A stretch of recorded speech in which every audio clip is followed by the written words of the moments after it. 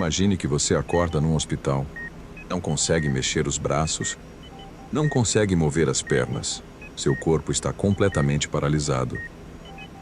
Mas sua mente está intacta, viva, pensando, sentindo, querendo. Agora imagine que um médico chega e diz: vamos colocar um dispositivo do tamanho de uma moeda no seu cérebro.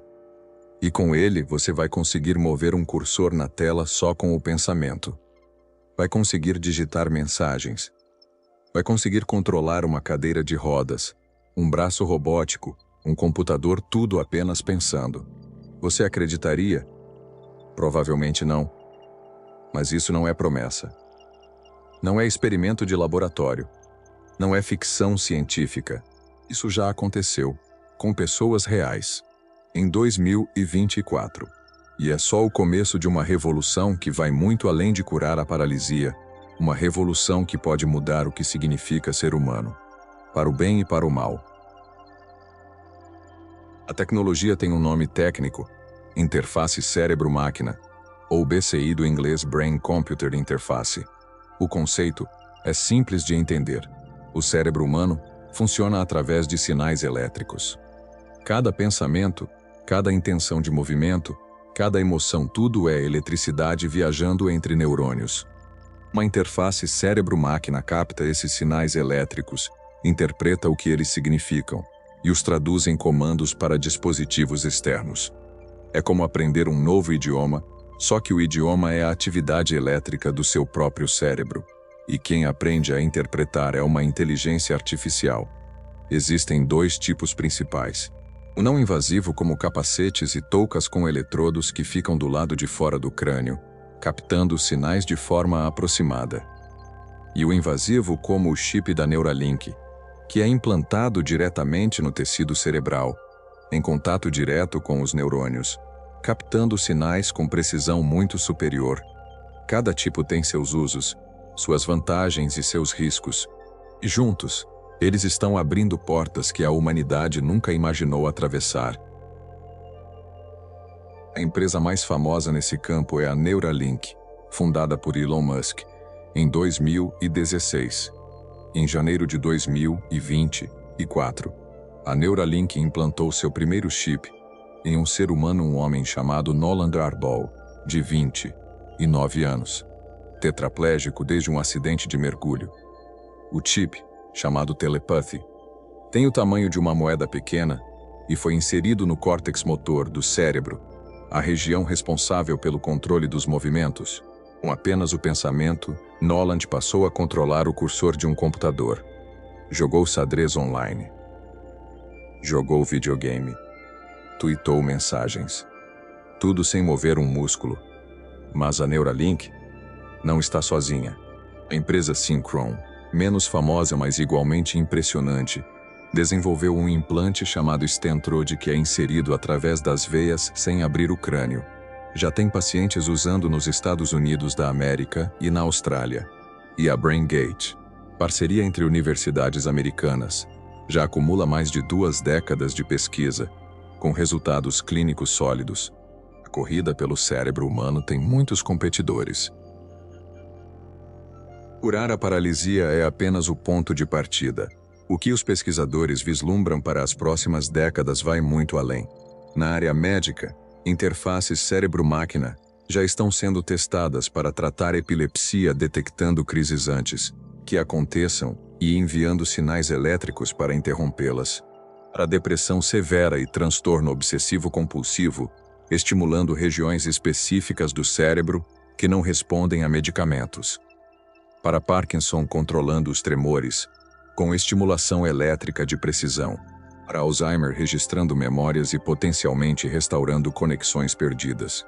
Na área militar, o programa DARPA nos Estados Unidos já pesquisa interfaces que permitam a soldados controlarem drones e sistemas de armas apenas com o pensamento, com tempo de resposta muito mais rápido que qualquer controle físico.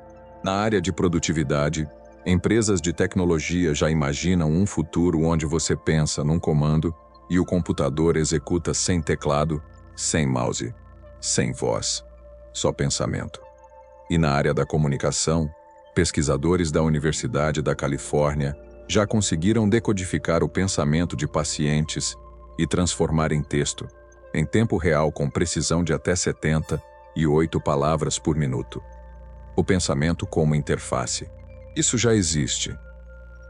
Mas aqui chegamos no ponto que ninguém quer pensar e que todo mundo deveria. Se uma interface cérebro-máquina consegue ler os sinais do seu cérebro e transformá-los em comandos, isso significa que ela está lendo seus pensamentos. Não metaforicamente. Literalmente. E aí surgem perguntas que a humanidade nunca precisou responder antes. Quem é dono dos dados do seu cérebro?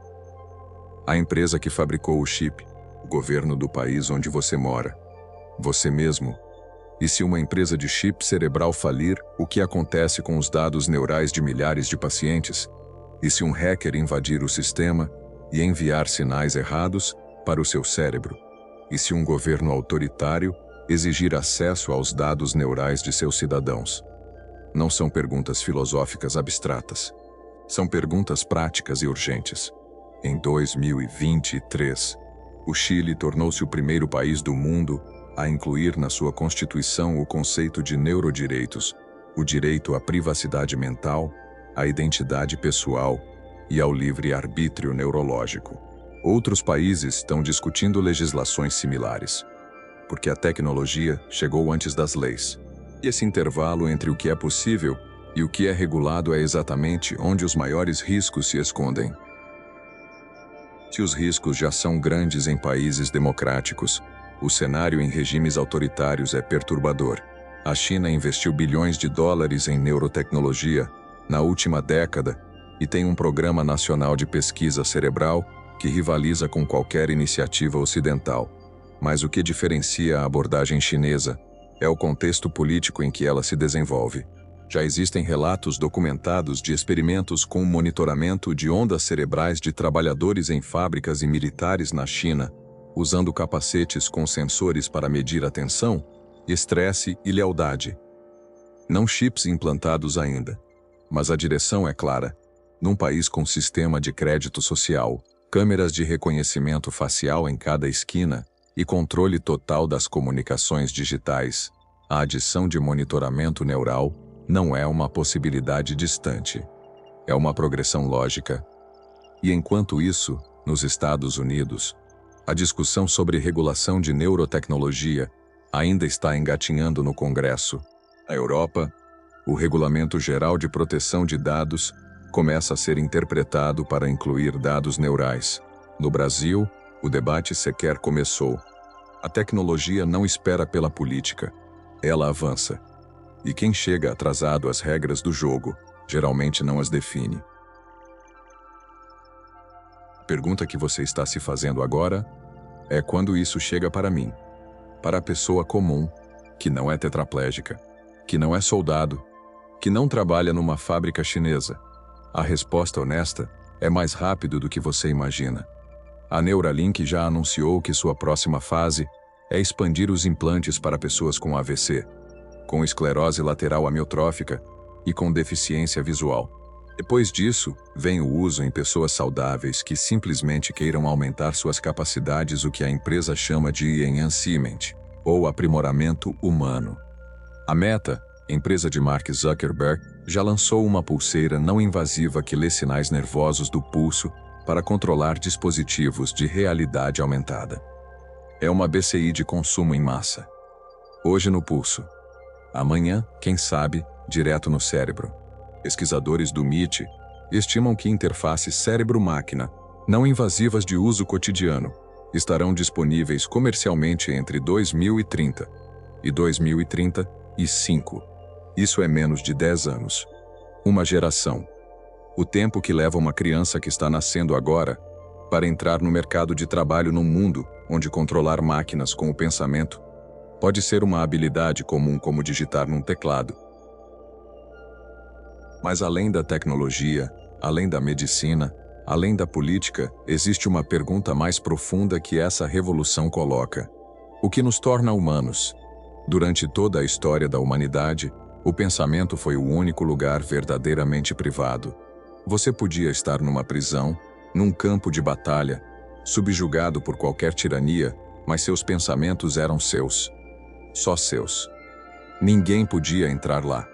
A interface cérebro-máquina é a primeira tecnologia da história que atravessa essa fronteira. E quando essa fronteira cai, o que acontece com a identidade?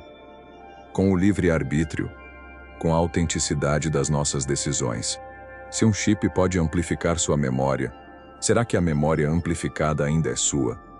Se um dispositivo pode modular seu humor, suas emoções, sua atenção, quem está no controle? Você? Ou quem programou o dispositivo? Essas não são perguntas com respostas fáceis. São perguntas que filósofos, neurocientistas, juristas e governos vão precisar responder juntos nas próximas décadas. E o mais importante, são perguntas que cada um de nós vai precisar responder para si mesmo, porque essa tecnologia não vai pedir permissão para chegar. Nolan Dorbog, o primeiro humano com chip Neuralink, disse uma coisa em entrevista que ficou gravada na minha memória. Ele disse: "Não me sinto menos humano com o chip. Me sinto mais humano porque posso fazer coisas que meu corpo não me deixava mais fazer." Essa frase resume tudo que é fascinante e tudo que é assustador sobre essa tecnologia ao mesmo tempo.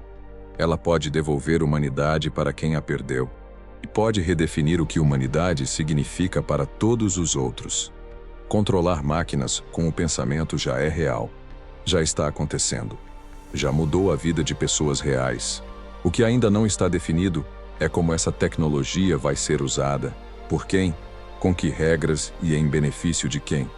Essa é a conversa mais importante que a humanidade precisa ter agora. E ela começa quando cada pessoa entende o que está em jogo. Se esse vídeo te fez pensar sobre tecnologia, sobre privacidade, sobre o que significa ser humano, então ele fez o que precisava fazer. Compartilha com quem você acha que deveria estar nessa conversa.